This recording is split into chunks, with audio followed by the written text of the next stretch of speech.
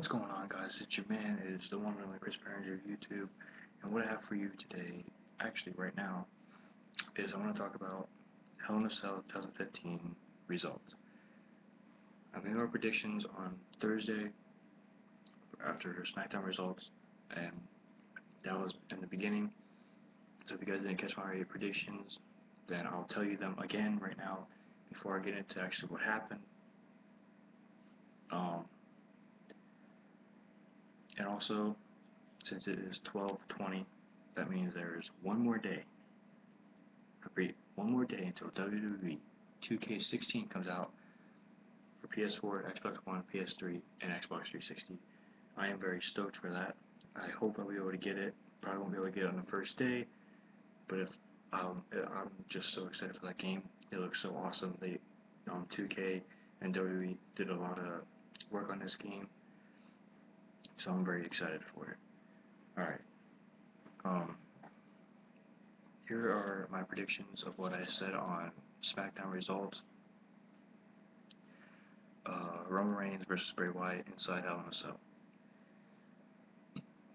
I had Roman Reigns winning that one.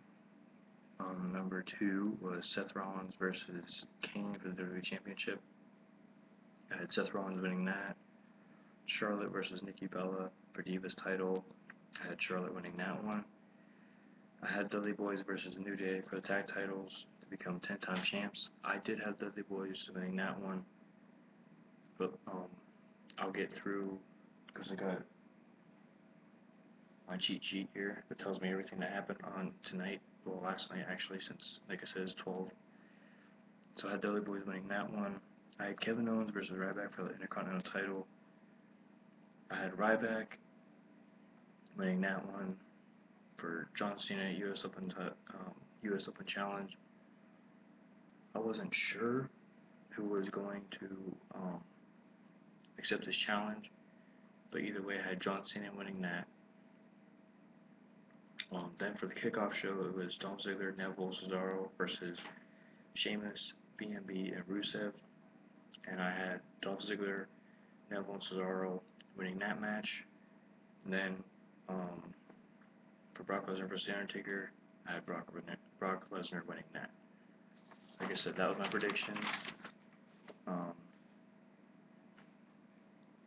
now here is actually what happened. It probably will not be in that order, but just bear with me, and this is what happened on actual Hell in a Cell. Alright, the kickoff show, the panel was Renee Young, Booker T, Brian Saxton, Corey Graves. They talked about the Hell in a Cell structure and everything else, and they talked about what they think their predictions were in some of the matches. But I'm just going to go straight through the matches and tell you who won the matches. Alright, the kickoff show of the match, for the kickoff match. Dolph Ziggler, Cesaro, and Neville versus Rusev, King Barrett, and Sheamus. I got that one right because it was Dolph Ziggler, Cesaro, Neville. That's who I chose. John Cena. Okay, now this is the actual pay-per-view for Hell in a Cell. It was John Cena doing his open challenge for the U.S. title. I'm going to read you everything that happened, right? Alright, John Cena's music hit, and as proposed, he comes out with his U.S. Open Challenge to kick off this year's Hell in a Cell review. The fans sing John Cena Sucks, the tune of his theme as he makes his way out. Cena asked who is going to be, and out comes Zeb Coulter. Okay, if you guys remember a long time ago, Zeb Coulter used to be with Jack Swagger. Well, Zeb Coulter was using Jack Swagger's theme song, so I figured it'd be Jack Swagger. Well, just bear with me here, I'm going to read some more. But he was also on a power scooter because he got injured, so I'll read some more. He grabs a mic and tells them to cut the music. Coulter says it's time for people of different backgrounds and countries to come together, and it's time for Cena to lose his U.S. title. Coulter introduces Cena's challenge, well, to Cena's opponent. ladies and gentlemen, like I said, I thought for sure it was going to be Jack Swagger coming out and fighting John Cena for the US title. Well, that wasn't the case. If you guys did watch WWE Network for the Hell in a Cell, then you know who it was. If you guys didn't, I'm going to tell you right now. Zeb Coulter announced John Cena's opponent as none other than two-time World Heavyweight Champion, the winner of the Money in the Bank, and goes and cashes in and beats John Cena, I believe. And also, the man back 2011 won the 40-man Royal Rumble. Ladies and gentlemen, Zeb Coulter introduced John Cena's opponent for the U.S. title as Alberto Del Rio. Okay. Then Alberto Del Rio's song came on. Then the crowd exploded for Del Rio and did welcome back chants. After a solid back and forth match, Del Rio caught Cena with a super kick while Cena was on his knees. Del Rio then got the 1-2-3 to become the new U.S. champion. So, like I said, I had John Cena winning that match, but unfortunately, it was Alberto Del Rio, which I was not expecting it. I was literally off the edge of my seat when Del Rio came out because me and my brother Austin, we were watching this show called Lucha Underground, and Alberto Del Rio was actually part of that for a little while, and he was the champion there. But then, when I was watching it a while back, they said that Del Rio did not come to a event for Lucha Underground, and said that he just vanished. Well, then they said he was gone for a while, and then just at Hell in a Cell, he comes back and takes John Cena's U.S. title. I was literally off the edge of my seat. Okay. Then up next.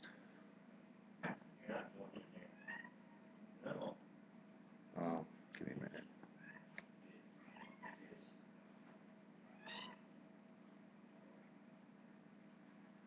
Christopher. Yes.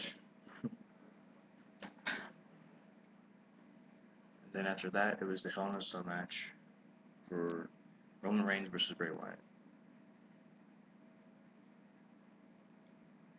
That match was back and forth between them two, and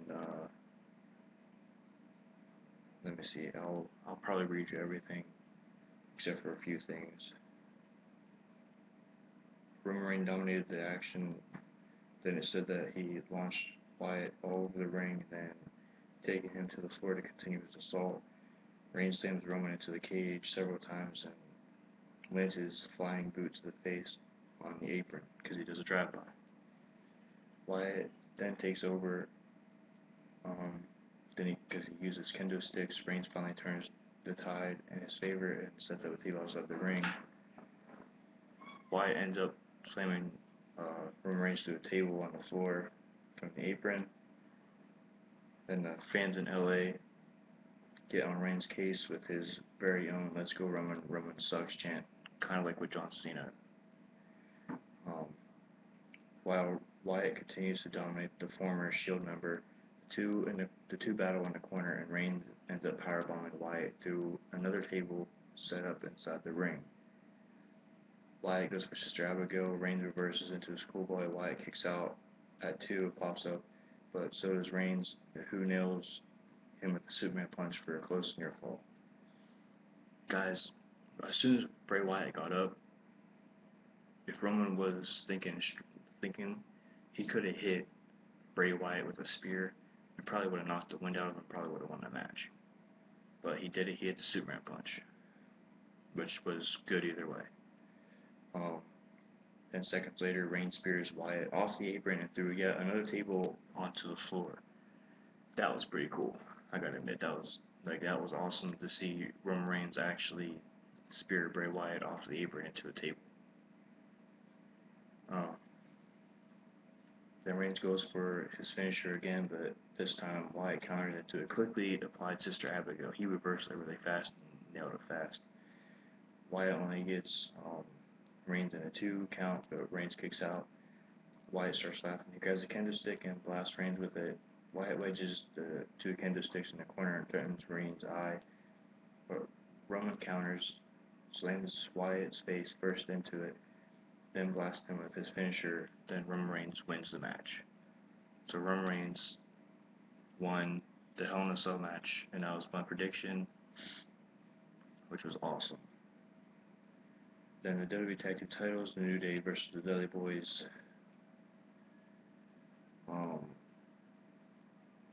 This match was alright, but I'm just going to get on with it. The winners and still Tag Team Champions, the New Day. I was pretty pissed off about that match because the Dudley Boys were so close to winning, and then Big E cheats and uses the trombone and hits Bubba Ray in the back, and then Trouble in Paradise, and then Kofi gets to the pinfall, and then New Day are still champions. I was really mad about that match.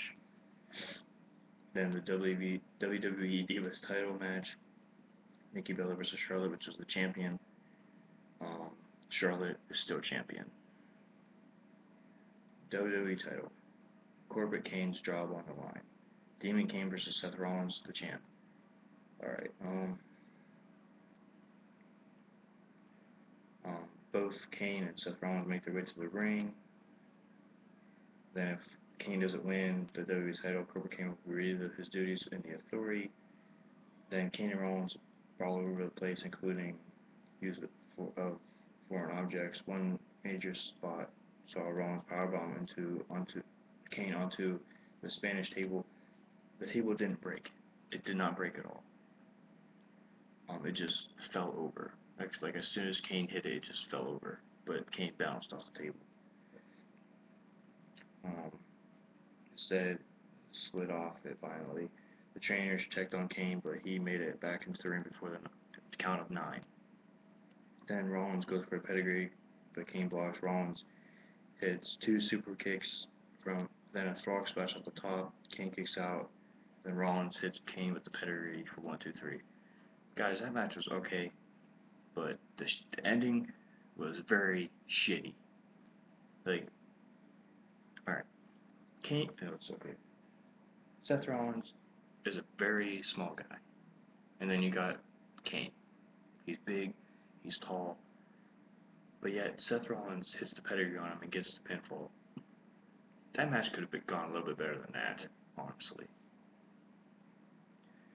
But it is what it is, so Seth Rollins is still WWE champ, and that's who I chose to win. So Seth Rollins is still WWE World Heavyweight Champion. Up next, this thing takes a minute to load, but alright. WWE Intercontinental title match. It was Ryback versus Kevin Owens for, of course, like I just said, the Intercontinental Championship. The IC title match is up next. At Hell in a Cell, Ryback makes his way to the ring, then Kevin Owens comes out. Ryback and Owens brawl up to the start of the match. The two battle back and forth until Reigns. Man, Owens rakes Ryback's eyes.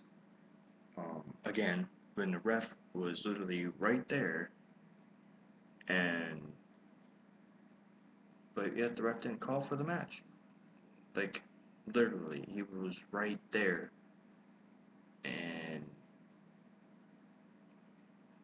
the ref didn't catch it? What a fucking dumbass.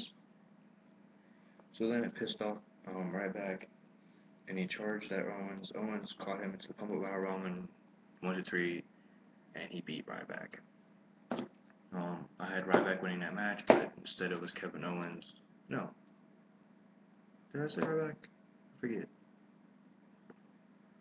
Yeah, my predictions, I said that I wanted Ryback to win to regain his Intercontinental title, but Kevin Owens won. Okay. Well, now it is the final match. Hell in a Cell, Brock Lesnar versus The Undertaker. Alright, I'm going to read everything, so guys, bear with me, please. Brock Lesnar makes his way to the ring. to hit for his final battle against Undertaker inside Hell in a Cell. Taker comes out next. He immediately goes after Lesnar. The fans do dueling Undertaker Suplex City chants as Taker establishes control over Lesnar early on. Lesnar fights back, and now he's in control of the action. Then Taker dominates Lesnar early on, busting him open, beating him down with a chair. Lesnar retaliates, busts Taker open with a stiff punch. Lesnar lands his first suplex en route to Suplex City, and now his second. Taker is well on his way to Suplex City. Oh my God, I cannot talk right now, guys. I'm starting to get tired. Still stoked about what I saw at Hell in a Cell, so if I keep messing up, I am sorry.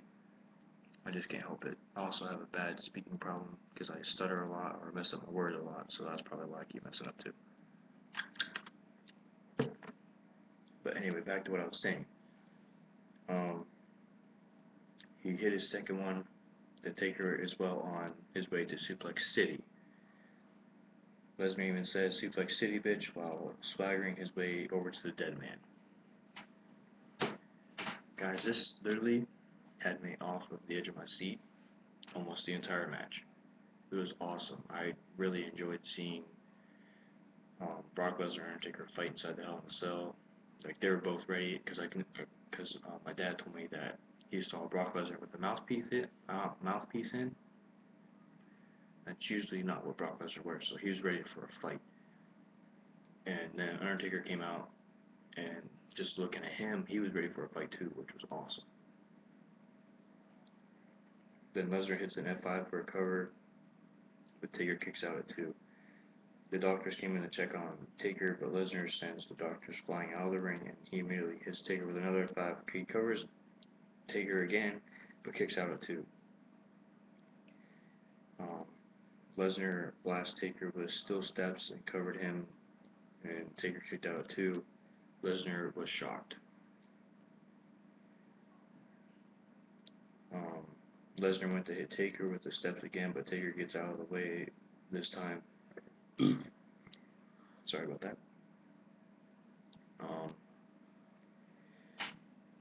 Brock Lesnar went to do it again, but Taker reversed and kicked the steps onto Lesnar's face, and he falls backwards, and the steel steps fell on Lesnar's face, cutting him open, I think, like right around this area. He got fucked up. They both did, actually. They were both bleeding really bad. Out of nowhere, Taker traps Lesnar in Hell's Gate. Heyman freaks out from outside the cage as Lesnar fades. Lesnar gets his second win and starts Donkey Kong and Taker with vicious MMA style ground and pound. He legitimately lumped Taker up with some of those shots for sure. Guys, like I said, Brock Lesnar was there to fight. He really was. As soon as he got out of the Hell's Gate submission hold, he just got over Taker, just started wailing on him. Like, they were fast punches. They looked like they were hurting, but they were awesome. Like I said, this match was completely awesome. If you guys did not see it, if you guys have enough money to buy WWE Network for 3 months, it's only $9.99. All you have to do is buy a card at Walmart or whatever, because that's sort of close to you. Download WWE Network for free. Put in your code or whatever, and then you have WWE Network for, I think, 3 months is what they say. Watch Hell in a Cell 2015, and then you'll see what I'm talking about, what happened with Brock Lesnar and Undertaker. This match was insane. Lesnar starts tearing the ring up to shreds, the apron, the cameras, the padding, all of it. Meanwhile, Taker does a dead man setup that startles Lesnar. We see explodes boards and steel from the spot Lesnar tore up. Taker grabs Lesnar and chokes him right on that spot. Undertaker chokeslam Brock Lesnar right on to the wood that Brock Lesnar exposed. And then he went for a pinfall, but Lesnar kicked out. The fans echo throughout the Staples Center With this is awesome chance, Taker waits for Lesnar to get up and nails him with his tombstone on the exposed part of the ring. He crosses Lesnar's arms across his chest to deadman pin, but Lesnar still kicks out at 2. Taker looks shocked. Taker does the throat splashing gesture to ground Lesnar and grabs him, but Lesnar blasts him with a very, very loud, heard, very powerful low blow. Undertaker is doing the low blow a few times. My gosh. Guys, I'm so sorry I keep messing up. I'm trying not to mess up. I'm really not. But Undertaker kept doing low blows to Brock Lesnar. So then Brock Lesnar got him back. A smirking Lesnar nails Taker with another F5 on the exposed floor. 1, 2, 3. Lesnar wins the final battle. So there you have it. Brock Lesnar wins. As my predictions say, I've only had a few matches wrong. Like for Dudley Boyz, I got that one wrong. Kevin Owens and Ryback got that one wrong. Then John Cena, I got that one wrong. But 1, 2, 3, 4, 5. 5 out of the 8 matches I got right. So that's no biggie. But afterwards, after Brock Lesnar and Undertaker had their battle, Undertaker was starting to stir. He was starting to come alive, starting to wake up and everything from the match. He was hurt though, I'm not gonna lie. He was hurt. So he started getting up to his feet. He started wobbling a little bit, almost fell back down. As soon as he was standing, this happened. Alright, after the match, the Wyatt family came out and they confronted The Undertaker. I was pissed. Seriously, I was pissed. I mean, oh my god. After a hard-fought match with Brock Lesnar inside Hell in a Cell, and after everything that he'd been through, like he was literally in hell with Brock Lesnar.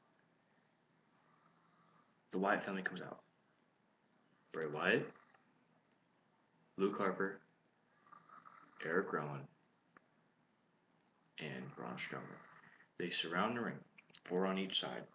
Like Bray Wyatt was here, Eric Rowan was here, Luke Harper was there, and then Braun Strowman was on the other side. And they surrounded the ring, and then they started attacking Undertaker. But I'll read it to you.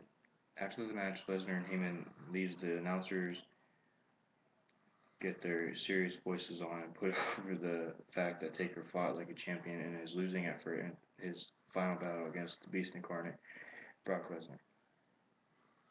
The fans start chanting, "Thank you, Taker," as the dead man struggles to get back to his feet, shaking his head. The bloody Taker stumbles around, selling the beat from Lesnar as the fans cheer inside the Staples Center grow louder and louder, and this becomes more and more of a moment. Taker drops down and does the salute to the fans, but the lights go out, and Bray Wyatt's music hits. As soon as that happened, I was instantly pissed, because I knew it was going to happen. I just had this feeling that something was going to happen to the dead man. And it did. The dead man got attacked. I just got pissed. Bray Wyatt and the entire Wyatt family make their way out of the top of the stage and out down to the ring. Taker gets up and pulls his straps down as the Wyatt family surrounds the ring. Bray Wyatt blows out the lantern.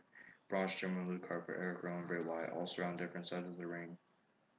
They slowly get on top of the apron, closing the dead man. They enter the ring, and the numbers game catches up with Taker as they start to beat him down. Wyatt tells his family members to take him, so they grab Taker and jack him to the back as the lights dim down. Bray's music hits. And then, guys, that is how Hell in the Cell 2015 ended.